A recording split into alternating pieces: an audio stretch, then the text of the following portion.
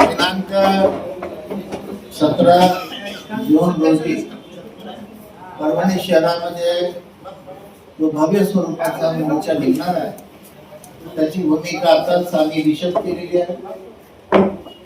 SC प्रवर्गामध्ये वर्गीकरण करण्याचा महाराष्ट्र शासन विचार करीत आहे, तो विचार त्यांनी करू नये आणि त्या स्थितीमध्ये 59 जाती एससी प्रवर्गामध्ये जशा आहेत त्या तशाच राहू द्याव्यात।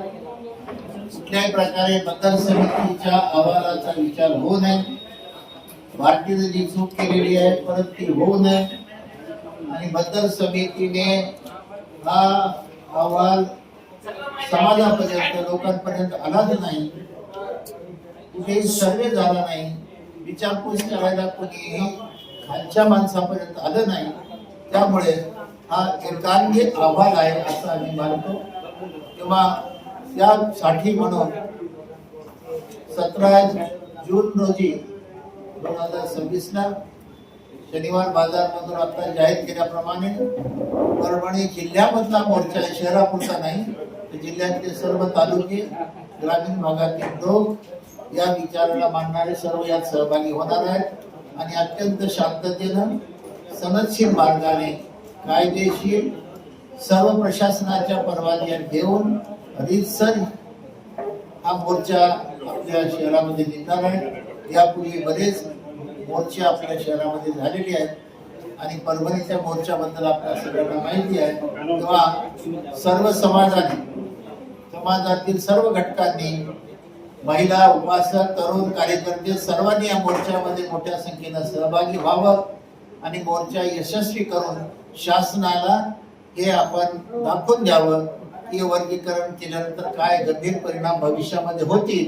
यासाठी शासनाने सतर्क राहावं आणि हे उपवर्गीकरण करू नये यासाठी हा मोर्चा संदेश देणार आहे। आपण सर्वांनी या मोर्चाला योग्य आणि चांगल्या प्रकारे प्रसिद्धी द्यावी आणि सर्व समाजाने या मोर्चात सहभागी व्हावं। धन्यवाद। आनंदराज आंबेडकर हे या मोर्चामध्ये नेतृत्व करणार आहेत, त्यांच्या मार्गदर्शनाखाली हा मोर्चा निघणार आहे।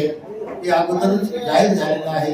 तेव्हा परत सांगतो, आनंदराज आंबेडकर या मोर्चाचे प्रमुख असतील। आशिष भैया, जेव्हा भी मुस्लिम समाजावर संकट आलंय, विजय वाकुडे साहेब स्वर्गवासी यांनी पुढाकार घेतला, तर या मोर्चात मुस्लिम समाजाचा सहभाग राहणार आहे का? 100% मुस्लिम समाजाचा सुद्धा या मोर्चामध्ये मुस्लिम समाजाचा सुद्धा सहभाग राहणार आहे। मौलाना रफीउद्दीन साहेब यांच्याशी आमची चर्चा झालेली आहे आणि ते आमचे सर्व मुस्लिम बांधव या मोर्चामध्ये आमच्या सोबत आमच्या खांद्याला खांदा लावून या मोर्चामध्ये सहभागी होणार।